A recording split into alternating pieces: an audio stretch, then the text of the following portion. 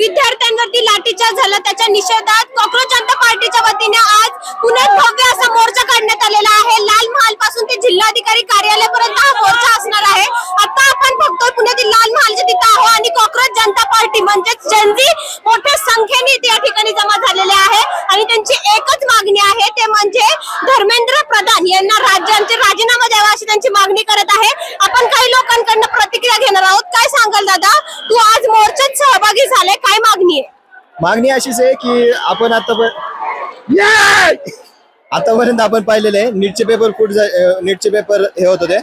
मुद्दा फक्त नीटच्या मुद्द्यांचा नाहीये, आपले MPSC चे पण आपण पाहिले, UPSC चे पाहिले। UPSC चा काही प्रॉब्लेम नव्हता, सेम आयोगाच्या MPSC चे आता रिझल्ट लागले वेळेवर, तसे नीटचं ते एकदम बोगस आपल्याला हे दिसलेलं आहे। दोन्ही फर्स्ट टाइम मध्ये पेपर फुटला, तरी पण आता सेकंड टाइम मध्ये आपण पाहिलेले परत पेपर फुट झालेले, त्याचा निषेध म्हणून आम्ही आम्हाला लवकरात लवकर हेच हवंय, त्यांचा राजीनामा द्या बस। आम्ही मोर्चा थांबू, जेव्हा राजीनामा भेटेल तेव्हा। काल पंतप्रधान नरेंद्र मोदींनी एक व्हिडिओ पोस्ट केला आणि ट्विट पण केलेलं आहे की जे यात सहभागी आहेत त्यांच्यावरती कारवाई करणार आहे, मग त्यावर काय वाटतं? नाही, हे चुकीचं आहे एकदम चुकीचं आहे। हे कारवाई वगैरे केली नाही पाहिजे, कारण की आम्ही पण आमच्या शिक्षणासाठी पळतोय। नीटचे जे पेपर फुटले त्याच्यासाठी आम्ही सगळे आमचं हे चालू आहे, आटापिटा चालू आहे की ज्यांनी सुसाईड केली त्यांच्यासाठी सुसाईड केली आहे त्यांच्यासाठी आम्हाला न्याय हवा आणि लवकरात लवकर व्हावं। मैं चाहता हूँ कि धर्मेंद्र प्रधान इस्तीफा दे और साथ साथ में मोदी अमित शाह भी रिजाइन करे, क्योंकि दिल्ली में जो हुआ है वो उनके अंडर में हुआ है।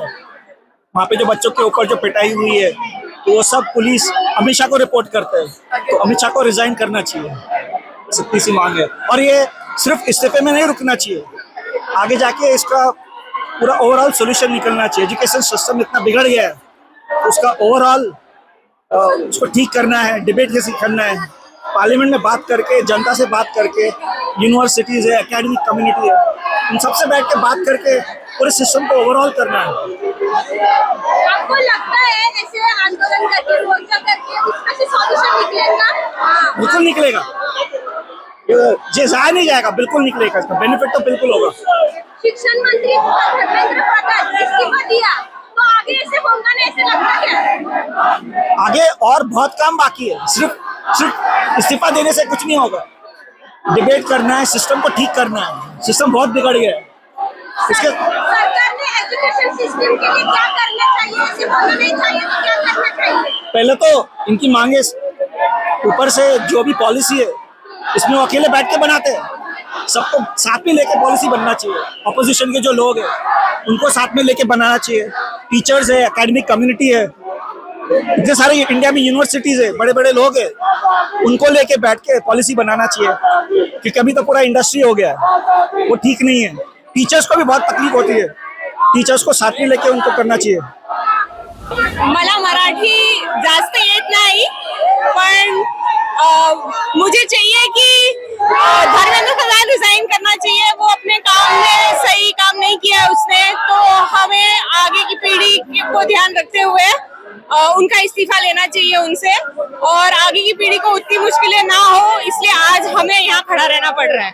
पंतप्रधान नरेंद्र मोदींनी काय ट्विट देखील केलेले आणि व्हिडिओ देखील पोस्ट केलेला आहे, त्यामध्ये त्यांनी सांगितलं नीट पेपर फुटीमध्ये जे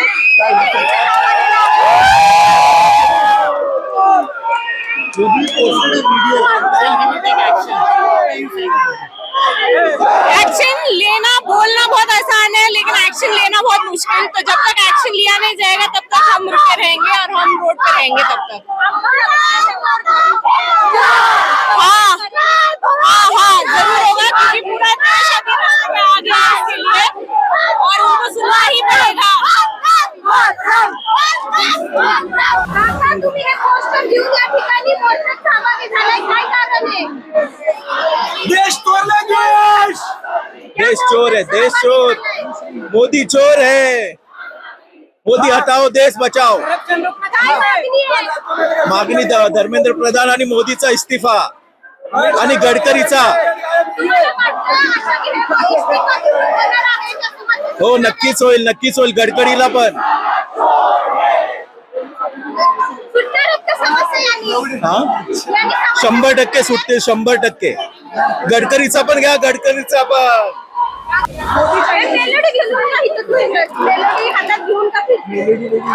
मोदी इथे लक्ष न देता बाहेरच्या कंट्रीज मध्ये फिरून मेलोडी वाटत होते, त्याच्यामुळे मेलोडी घेऊन आले.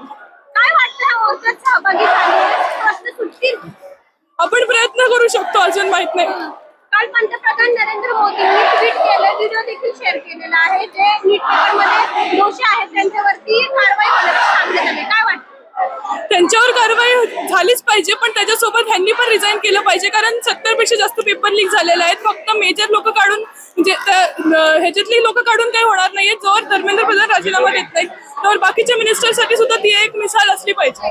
धर्मेंद्र प्रधान यांनी फक्त इस्तिफा दिला पाहिजे, एवढंच मागणं आहे, बाकी काहीच नाहीये. काल पंतप्रधान नरेंद्र मोदींनी ट्विट केलं, व्हिडिओ देखील त्यांनी ट्विट करून काही नाही होत, काहीतरी करा, ऍक्शन घ्या तुम्ही.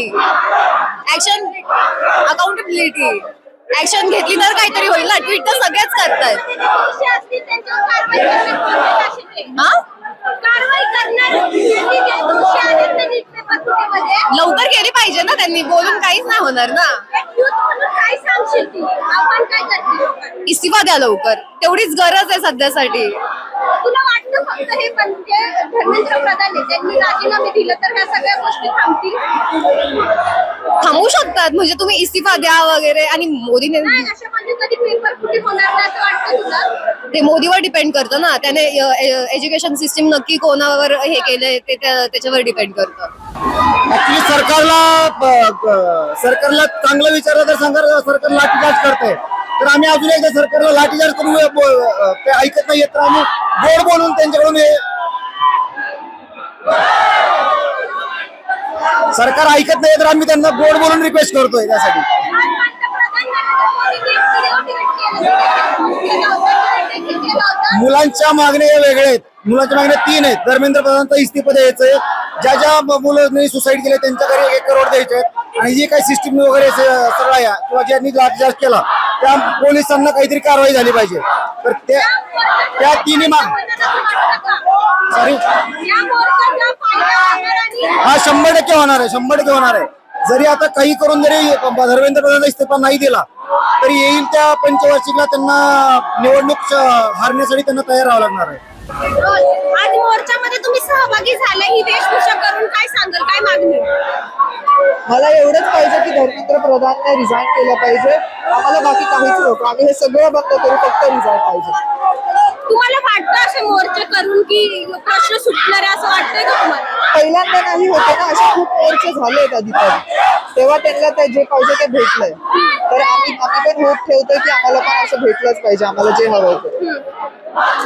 असं वाटतं शिक्षणामध्ये आता तुम्ही बोलतोय नीट पेपर मध्ये घोटाळा झाला, परत असे वेगवेगळे पेपर फुटे होतात, विद्यार्थ्यांचं नुकसान होतं, पालकांचं नुकसान होतंय, याबद्दल काय सांगशील एक विद्यार्थी म्हणून? मी एवढंच बोलेल की ते जे नुकसान होतंय ना, आम्ही जो अभ्यास करतोय तो वेस्ट मध्ये जातोय. आम्ही जे काय करतोय ते सगळं वाया जातोय. आम्ही जे हार्डवर्क करतोय त्याचा आम्हाला फळच नाही भेटत आहे ना. आणि पेपर लीक झाल्यावरती जे मार्क्स भेटतात, कमी मार्क्स भेटतात, पोरं सुसाईड करतात, ते बरोबर वाटत नाही ना. आपल्या फॅमिलीमधून कोणी केलं असतं तर आपल्याला पण किती वाईट वाटलं असतं. या वेशभूषेचं कारण सांग मला, काय कारण काय? म्हणजे ही वेशभूषा जी केली आहे तू, कारण काय आहे त्याचं? त्याचं कारण नाही सांगू शकत.